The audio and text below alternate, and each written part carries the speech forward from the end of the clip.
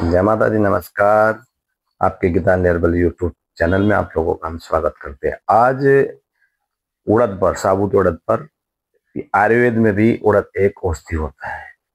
आप लोग जानते हैं या नहीं जानते हैं, मगर आज औषधि के रूप में हम उड़द के आपको लाभ बताएंगे। कितने कितने अच्छे लाभ होते हैं औषधि के रूप में, सुनिएगा।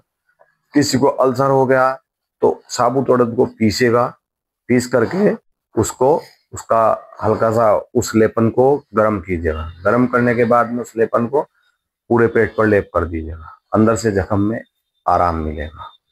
अगर अल्सर के कारण से पेट में बहुत ज्यादा स्वेलिंग हो रही है तो आप साबुत उड़द को पीसेगा। पीसने के बाद साबुत उड़द को फिर उसका आ, आप रोटी बनाना, मोटी रोटी मोटी बना करके फिर उसे आप क्या करना, तवे पर डालना। एक तरफ से सेकना है, दूसरी दूसरी तरफ से नहीं सेकना। फिर उसे उतार लीजिएगा। फिर उसे उतारने के बाद में जब हल्की गर्म रह जाए, उस पर सरसों का तेल गरम डालो, सरसों का तेल डालो जिधर से कच्ची है वो रोटी।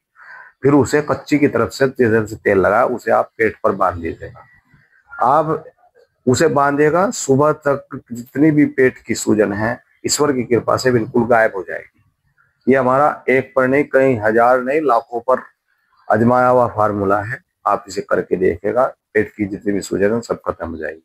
किसी को नक्सीर बहती हो, सर्दी सर्दी के कारण से नाक से खून बहता हो, गर्मी के कारण से नक्सीर चल जाती है, बच्चों की, बड़ों की चल जाती है, तो आप उसे पीसिएगा। उड़द को पीसने के बाद उसका क्या करना, तालवे पर उसका लेपन करना है, उससे बिल्कुल ठीक हो जाएगा। अगर किसी के सिर के बाल उड़ रहे हैं बहुत ज्यादा, रुक नहीं रहे किसी भी कारण से, तो साबुत उड़द को लेकर के उसकी भस्म बनाइएगा तवे पर डाल करके। वैसे तो असली भस्म उसकी कैसे होती है, एक मिट्टी की हंडी में डालिएगा और नीचे जमीन में गड्ढा खोदिएगा, वहां पर उपले लगाइएगा, जिसे गोसे कहते हैं। उपले लगाइएगा। उपले लगाने के बाद में उस हंडी को वहां रखिएगा। उससे क्या होगा, उसकी भस्म जितनी होगी वो भस्म बन जाएगी अंदर से। फिर उसमें आप सरसों का तेल और गाय का दूध मिला करके उसका लेपन कीजिए रेगुलर। उससे आपके बाल आ जाएंगे और बाल उड़ने बंद हो जाएंगे।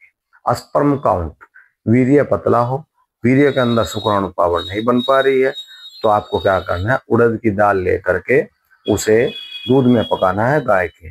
जब दूध में गाय के पक जाएगा, उबल जाएगा, अच्छे से गाढ़ा हो जाएगा, उस दूध को, वो जो आपने वो बनाया है खीर, किसकी, उड़द की दाल की, उस खीर को आपको गाय के घी से तड़का लगाना है।